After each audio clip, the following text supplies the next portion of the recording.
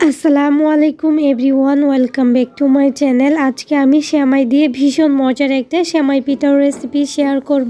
Simple একটা পিঠা কিন্তু খেতে অনেক বেশি মজার হয়। আমি তো প্রায় এই পিঠাটা বানাই, ভীষণ ভালো লাগে পিঠাটা খেতে। সেই সাথে এটা বানানো খুবই সহজ, উপকরণও কম লাগে। সেমাইয়ের এই নাস্তাটা কিন্তু সকাল বিকেলে অথবা বাচ্চাদের টিফিনে ঝটপট বানিয়ে নিতে পারেন, বাচ্চারা ভীষণ পছন্দ করবে। তো আশা করছি আমার আজকের রেসিপিটা আপনাদের কাছে খুবই ভালো লাগবে, সেই সাথে সহজও লাগবে। তাহলে চলুন আর কথা না বাড়িয়ে শুরু করি আজকের মূল রেসিপিটা। সেমাই পিঠা বানানোর জন্য আমি এখানে 1 প্যাকেট সেমাই নিয়েছি। আমি আজকে ভার্মিসেলি সেমাইটা নিয়েছি, আপনারা যে কোনো সেমাই নিতে পারেন।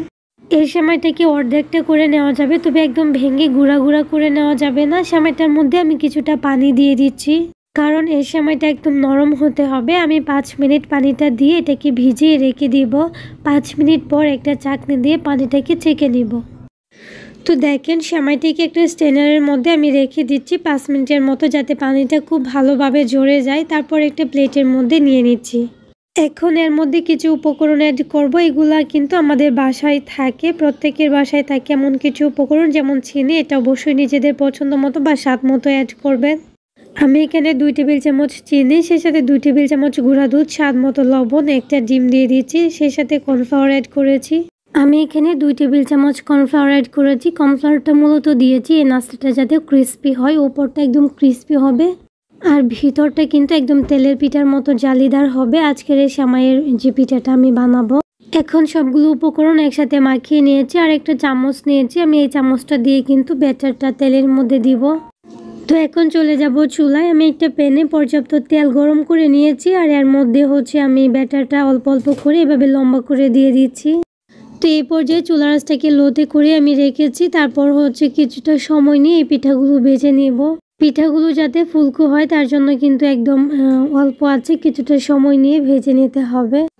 সবগুলো পিঠা সুন্দর একটা কালার আসার আগ পর্যন্ত আমি ভেজে নিচ্ছি। সেই সাথে আপনাদেরকে একটা রিকোয়েস্ট করছি, যারা আমার চ্যানেলে আজকে নতুন আছেন, যদি আমার রেসিপিগুলো আপনাদের কাছে একটু ভালো লেগে থাকে তাহলে প্লিজ আমার চ্যানেলটাকে সাবস্ক্রাইব করে পাশে থাকা বেল আইকনটা অন করে দিবেন। আর হ্যাঁ, যারা অলরেডি এই কাজটা করেছেন তাদেরকে অসংখ্য ধন্যবাদ। আর আমার ফেসবুক পেজ থেকে যারা ভিডিওটা দেখবেন প্লিজ পেজটাকে ফলো করে দিতে ভুলবেন না।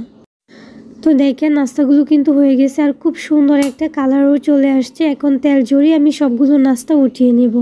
এই পিঠাগুলো কিন্তু সবাই খেতে পছন্দ করবেন, একদম অন্যরকম একটা টেস্ট। আমার কাছে অনেক বেশি ভালো লেগেছে। আমি তো প্রায় এই পিঠাগুলো বানাই সেমাই দিয়ে।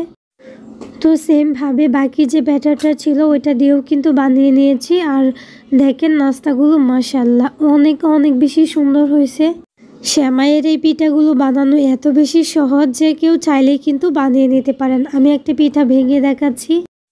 তো আজকে আমি একদম ঘরোয়া কিছু উপকরণে সিম্পল একটা পিঠার রেসিপি শেয়ার করেছি, তাও আবার সেমাই দিয়ে। আশা করছি আপনাদের কাছে অনেক বেশি ভালো লেগেছে, সেই সাথে সহজও লেগেছে। তাহলে আজকের রেসিপি এই পর্যন্তই। সবাই অনেক বেশি ভালো থাকবেন, সুস্থ থাকবেন, সবাই সবার জন্য দোয়া করবেন। আল্লাহ হাফিজ, আসসালামু আলাইকুম।